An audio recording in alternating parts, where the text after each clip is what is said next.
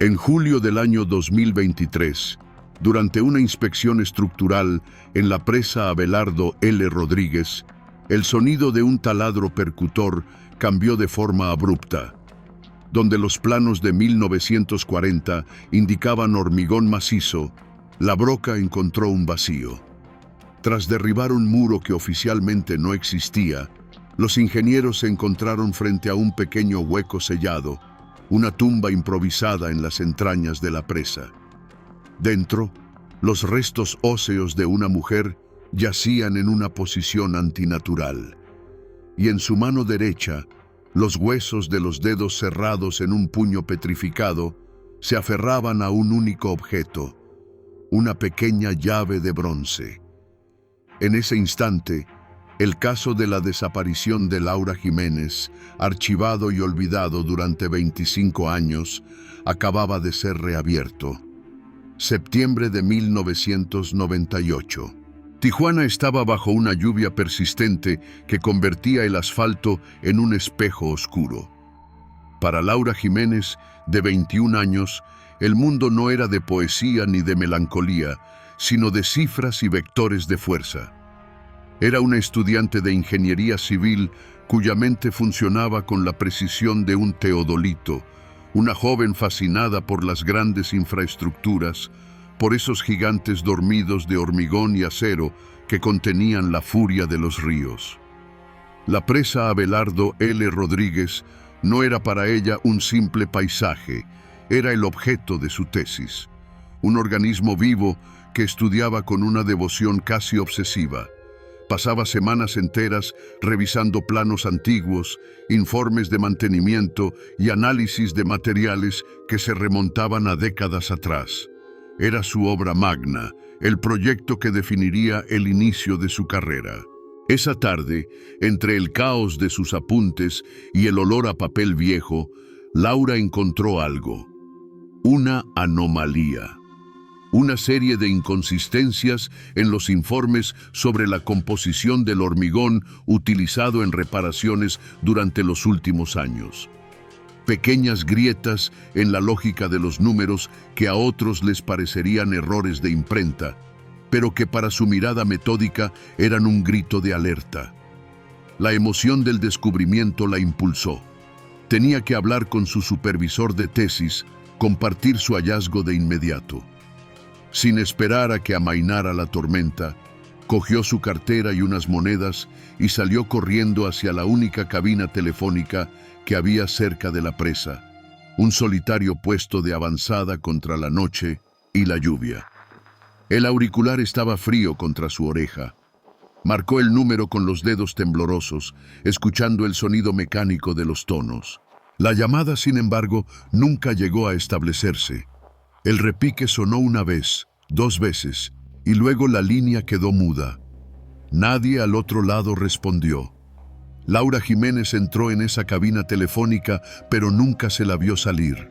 La noche la engulló, y el silencio que siguió no fue temporal, fue definitivo. El túnel de servicio era un corredor frío y húmedo, impregnado del olor a ozono y a hormigón antiguo.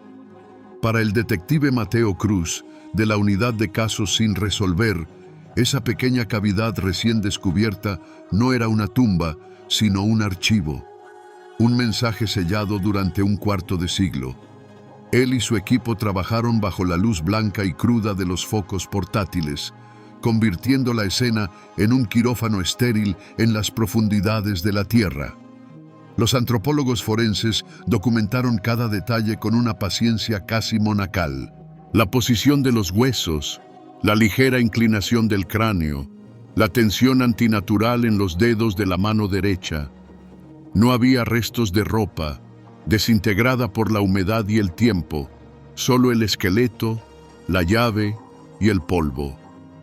El silencio del procedimiento era total, interrumpido únicamente por el clic de las cámaras y el susurro de las brochas sobre el calcio. Los primeros informes del laboratorio llegaron como telegramas desde el pasado. Los registros dentales confirmaron la identidad. Laura Jiménez. El análisis óseo no reveló fracturas evidentes que indicaran una violencia extrema, pero la posición del cuerpo sugería que no había sido arrojado, sino colocado con una deliberación escalofriante. Había sido depositado en su nicho antes de que el rigor mortis se estableciera por completo. Y con los hechos surgieron las preguntas. Preguntas duras, técnicas, que se convirtieron en los cimientos de la nueva investigación. La primera no era sobre la víctima, sino sobre el sepulcro. ¿Quién, en el año 1998, tenía el conocimiento, los medios y el acceso sin restricciones a un túnel de servicio para levantar un muro de hormigón que no dejó rastro en ningún registro oficial? La segunda pregunta estaba en la palma de su mano. La llave de bronce. Los análisis preliminares no arrojaron ninguna coincidencia con las cerraduras de la presa. ¿Por qué se aferraba a ella con una fuerza que ni la muerte ni 25 años de descomposición habían logrado deshacer? Era su último gesto, un mensaje mudo que había esperado pacientemente a ser leído. El análisis del mortero del muro falso fue concluyente. Se trataba de una mezcla industrial, de secado rápido, la misma que se usaba en las reparaciones de la estructura principal. No era el trabajo de un aficionado con un saco de cemento. Esto había sido planeado. El asesino no solo había matado a Laura Jiménez, había utilizado las herramientas y materiales de una obra de ingeniería masiva para borrarla del mundo. El crimen no fue espontáneo, fue una operación. Para entender la oscuridad, el detective Mateo Cruz tuvo que volver a la luz. O, más bien, a la falsa luz de la investigación original. Los archivos de 1998 eran un monumento al procedimiento, un conjunto de legajos amarillentos y mecanografiados que olían a tiempo y a fracaso. La investigación había sido dirigida por un joven y entonces muy respetado detective, Felipe Ortega, un hombre cuya reputación de eficacia y ambición crecía rápidamente en el departamento. Desde el primer momento, la investigación de Ortega tomó un rumbo sorprendentemente directo y estrecho. Descartando casi de inmediato la posibilidad de un secuestro aleatorio o un crimen relacionado con los hallazgos de Laura, el foco se cerró con una intensidad casi quirúrgica sobre una sola persona, el novio de la víctima. Los informes de Ortega, escritos con una caligrafía metódica y segura, pintaban un retrato convincente de un joven celoso y posesivo, transformando discusiones de pareja en presagios de un crimen pasional. Toda la maquinaria policial se orientó en esa única dirección. Se interrogó a amigos de la pareja buscando fisuras en la relación, se analizaron los horarios del novio con un rigor que bordeaba el acoso, y cada una de sus negativas se anotó en los informes como una posible evasiva. Sin embargo, no había pruebas, ni una sola evidencia física que lo conectara con la desaparición. Su coartada, aunque puesta en duda una y otra vez, se mantenía firme. Lo más revelador para Cruz no fue lo que había en el archivo, sino lo que faltaba. No se investigó a los contratistas de la presa. No se profundizó en las anomalías que Laura había mencionado en su última conversación con una compañera de clase. El caso se convirtió en un callejón sin salida deliberadamente elegido. Con la presión mediática disminuyendo y sin un cuerpo que encontrar, el expediente de Laura Jiménez se llenó de polvo en un instante. El muro de silencio que sepultó la verdad durante 25 años no se debió a la incompetencia. Fue una obra de ingeniería investigativa, tan precisa y deliberada como el muro de hormigón que ocultaba sus restos. Y el arquitecto de ese silencio había sido el mismo hombre encargado de hacer justicia. El silencio de entonces no fue negligencia. Fue una forma de complicidad que permitió que el crimen permaneciera perfectamente sellado. El tiempo no solo descompone los cuerpos, también erosiona la memoria. El equipo de Mateo Cruz se enfrentó a un archivo viviente de recuerdos rotos y verdades a medias. El antiguo supervisor de tesis de Laura, ahora un profesor emérito con la mirada perdida en el pasado, recordaba su brillantez, la describía como una mente destinada a construir puentes, no a yacer bajo ellos. Pero los detalles de su última conversación eran una niebla impenetrable, un lamento ahogado por 25 años de remordimiento por una llamada no atendida. Los interrogatorios a los antiguos trabajadores de la presa fueron aún más frustrantes. Eran hombres envejecidos, con la piel curtida por el sol y el silencio. Hablaban en monosílabos, sus miradas esquivaban el contacto directo. Recordaban vagamente la desaparición de la muchacha de los libros, pero sus recuerdos estaban sellados por un temor reverencial a problemas. La Tijuana de los 90, decían, era un lugar donde era más seguro olvidar que recordar. El nombre de Felipe Ortega todavía pesaba en el aire, un eco de poder que el tiempo no había disipado del todo. Paralelamente, los analistas se sumergieron en el océano de papel de los archivos municipales y de la Comisión de Aguas. Digitalizaron y cruzaron miles de páginas de registros de mantenimiento, facturas de contratistas y nóminas de personal de la presa correspondientes al periodo entre 1995 y 1998. Lentamente, la anomalía que Laura había descubierto comenzó a tomar forma. Aparecieron sobrecostes inexplicables, facturas por toneladas de cemento de alta resistencia que nunca llegaron a los almacenes, y pagos a empresas constructoras que se disolvieron misteriosamente meses después. Era un laberinto de corrupción burocrática, un fraude silencioso perpetrado a la sombra de la gigantesca estructura. El móvil se estaba solidificando, pero el asesino seguía siendo un fantasma. Los investigadores revisaron los archivos de personal de cada empleado de la presa de aquella época. Uno por uno fueron descartando nombres hasta que se toparon con un expediente casi impecable, el de Elías Campos, un vigilante de seguridad con un historial anodino. Y allí, entre cientos de documentos rutinarios, encontraron una sola hoja que no encajaba. Era una autorización de pago de una bonificación por riesgo excepcional. La fecha, 28 de septiembre de 1998, apenas una semana después de la desaparición de Laura Jiménez. La justificación: servicios extraordinarios prestados durante la tormenta. El pago había sido autorizado personalmente por el jefe de seguridad de la presa, tras una recomendación directa del detective a cargo del caso, Felipe Ortega.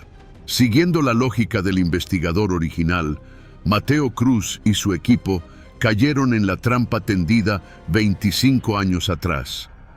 El expediente contra el novio de Laura era una obra maestra de la manipulación. Cada página, cada testimonio transcrito por Felipe Ortega estaba diseñado para construir, pieza por pieza, la imagen de un hombre consumido por los celos. Era una narrativa tan coherente y bien documentada que ignorarla habría sido una negligencia profesional. Localizaron al antiguo novio. Era un hombre de mediana edad, con una familia y una vida tranquila que todavía cargaba con la sombra de una sospecha que nunca se había disipado del todo. Durante semanas, el equipo de Cruz lo sometió a un escrutinio implacable, reabriendo viejas heridas con nuevas preguntas. Revisaron su vida, sus finanzas, sus relaciones posteriores. El hombre cooperó con un cansancio infinito, repitiendo la misma historia que había contado sin éxito un cuarto de siglo antes. Por un tiempo, la investigación pareció avanzar a gran velocidad por este camino. Todo encajaba con la desoladora simplicidad de un crimen pasional. La joven brillante a punto de despegar, el novio que se sentía abandonado, una discusión bajo la lluvia que termina en tragedia. El equipo de Cruz estaba convencido de que solo necesitaban encontrar una fisura en su coartada para cerrar el caso. Era la versión más lógica, la que no requería conspiraciones ni complejas redes de corrupción. Era, en definitiva, la verdad más cómoda. Pero la verdad, a menudo, no es cómoda. La coartada del novio no tenía fisuras porque era real. La defensa, desesperada, finalmente encontró una caja de viejas fotografías en el desván de su madre. Eran imágenes del bautizo de su sobrino, celebrado en Mexicali, a más de 160 kilómetros de distancia, el mismo fin de semana de la desaparición de Laura.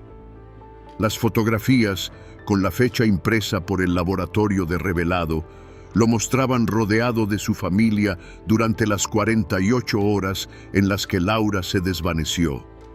La coartada era irrefutable. Siempre lo había sido. El castillo de naipes construido por Ortega se derrumbó en un instante. Mateo Cruz se quedó mirando las fotografías, no como la prueba de la inocencia de un hombre, sino como la prueba de la culpabilidad de otro. Aquello no había sido un error de investigación. Había sido una cortina de humo, una maniobra de distracción deliberada y cruel, diseñada para alejar todas las miradas de la presa. La pregunta ya no era solo quién mató a Laura, sino por qué el detective a cargo se esforzó tanto en culpar a un inocente. La investigación se encontraba en un punto muerto, un laberinto de pasillos que siempre devolvían al mismo muro de silencio. El único objeto que hablaba era la llave de bronce. Era una anomalía, un hecho sin contexto. El equipo de Mateo Cruz la sometió a un último y exhaustivo análisis microscópico, buscando una marca, una inicial, cualquier cosa que pudiera anclarla a la realidad. Y la encontraron. Apenas visible, casi borrada por la corrosión y el tiempo, una serie de caracteres grabados. B-74. La sigla no significaba nada para ellos, pero era una pista.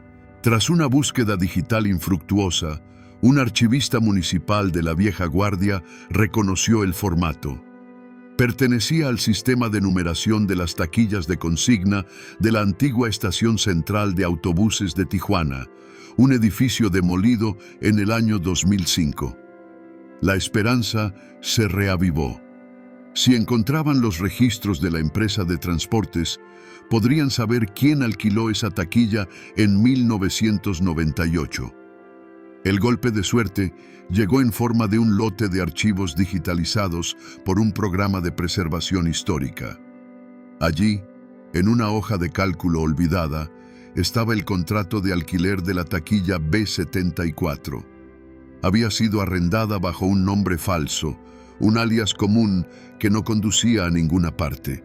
Pero el protocolo de la época exigía una dirección de contacto. Y la dirección que figuraba en el contrato heló la sangre del detective Cruz. En el año 1998, esa propiedad pertenecía a la madre de un solo hombre, el detective Felipe Ortega. Con esa revelación, volvieron a los archivos originales del caso, a las cajas de pruebas que el propio Ortega había sellado. Sacaron el diario personal de Laura Jiménez, un cuaderno que en la primera investigación solo había servido para confirmar su relación con el novio. Pero Cruz no buscaba emociones, buscaba datos. Pasó las páginas hasta el final. La última hoja estaba arrancada por la mitad, y en el trozo que quedaba, con una letra apresurada y casi ilegible, había una anotación garabateada.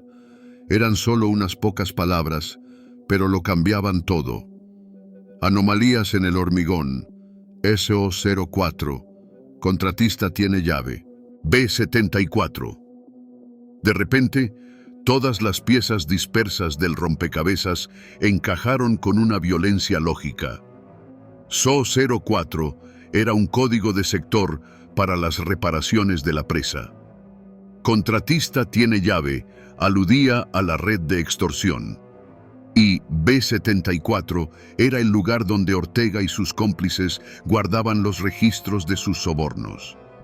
Laura no solo había descubierto el fraude de los materiales, había descubierto la conspiración completa y sabía exactamente dónde escondían las pruebas. La llave que se aferraba a sus huesos no era la de ellos. Era un duplicado que ella misma había mandado a hacer, su póliza de seguro, su prueba irrefutable y su sentencia de muerte. La noche en que Laura Jiménez desapareció, la lluvia no fue un telón de fondo, sino un cómplice. Basándose en la confesión de Elías Campos y en las pruebas reconstruidas, la cronología del final de su vida se desplegó con una claridad brutal.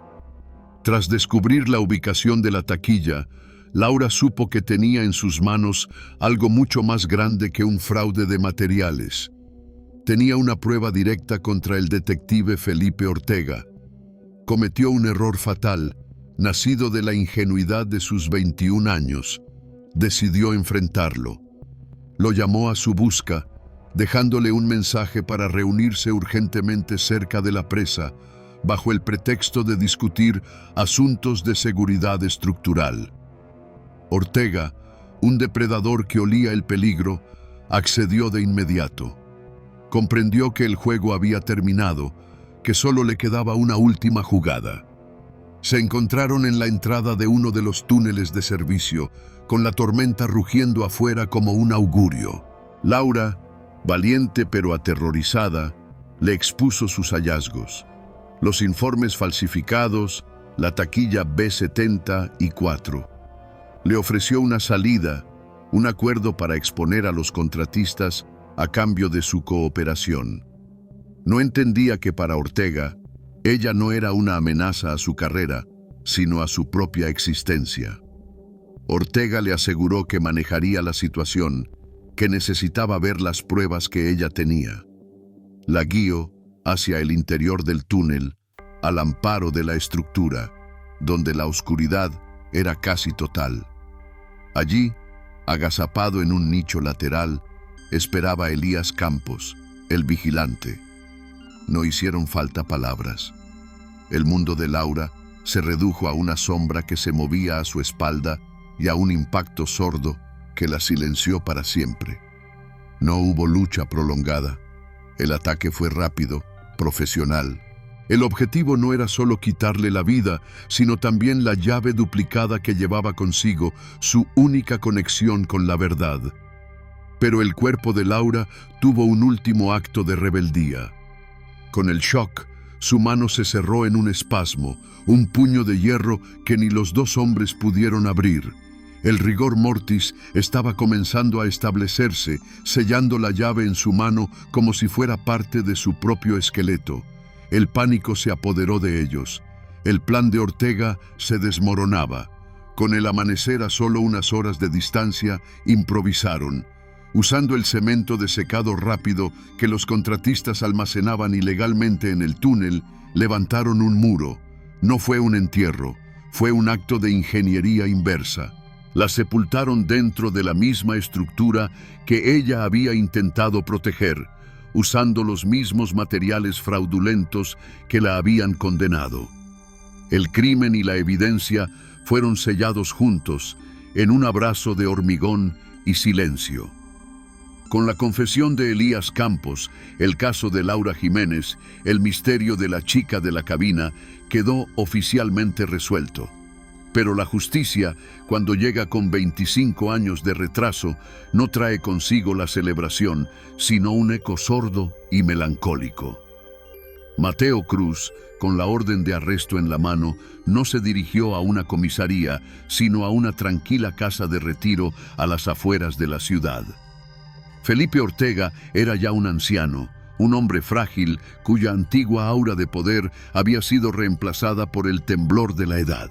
Al principio recibió a Cruz con la arrogancia intacta de quien se cree intocable, negando todo con una sonrisa condescendiente. Pero cuando Cruz colocó sobre la mesa una fotografía del contrato de alquiler de la taquilla B74, la máscara se resquebrajó. La evidencia no era una acusación, era un fantasma que había vuelto para llevárselo. Su rostro perdió el color, su respiración se volvió errática, y antes de que pudiera pronunciar una sola palabra de confesión, sufrió un infarto masivo. Felipe Ortega murió en su sillón, sentenciado no por un juez, sino por el peso de su propio pasado. Elías Campos, el vigilante, tuvo un destino menos dramático, pero igualmente desolador. Su cooperación le valió una sentencia reducida por complicidad. En el juicio, su testimonio fue un relato monótono y sin emoción, el de un hombre cuya alma había sido vaciada por décadas de culpa y miedo. La sociedad, que durante años había especulado sobre el caso, recibió la noticia con una mezcla de conmoción y una sombría satisfacción. La verdad había salido a la luz, pero el principal culpable se había escapado del juicio terrenal.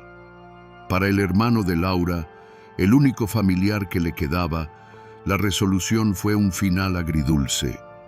Recibió la noticia no como una victoria, sino como el cierre de un capítulo que había mantenido a su familia en un limbo de dolor durante un cuarto de siglo. La justicia se había cumplido, pero las cicatrices permanecían. El sistema legal había cerrado su expediente, pero no había forma de devolver los años perdidos ni de sanar la herida de una vida joven y brillante, truncada por la codicia y el miedo. Hoy, el túnel de servicio donde Laura Jiménez pasó 25 años en la oscuridad está permanentemente sellado. Una gruesa pared de hormigón nuevo, esta vez registrada en todos los planos, cierra el acceso a lo que fue una tumba y ahora es un santuario. Ya no es un secreto, sino una cicatriz reconocida en las entrañas de la presa. En el exterior, sobre el muro de contención que mira a la ciudad, las autoridades han colocado una pequeña placa de bronce. La mayoría de los visitantes no se percatan de ella, pero está ahí, pulida por el viento y el sol. Su inscripción es breve y contundente. En memoria de Laura Jiménez, cuya búsqueda de la verdad le costó la vida, pero finalmente salvó esta estructura. Su muerte, un acto de violencia destinado a ocultar una falla, se convirtió póstumamente en la garantía de la integridad de la presa. La pequeña llave de bronce, el mudo testigo que se aferró a sus huesos, fue entregada a su hermano. Ya no es una prueba, ni un arma, ni la clave de un secreto. Es una reliquia. El último objeto que su hermana tocó con determinación, el símbolo tangible de una valentía que ni la muerte pudo doblegar. La presa Abelardo L. Rodríguez sigue dominando el paisaje, una proeza de ingeniería que controla la fuerza de la naturaleza. Durante un cuarto de siglo, también contuvo un crimen, un acto de voluntad humana que intentó imitar la permanencia del hormigón para sepultar la verdad. Fracasó. El hormigón que ocultó el crimen se convirtió en polvo. El bronce que cuenta la verdad permanece.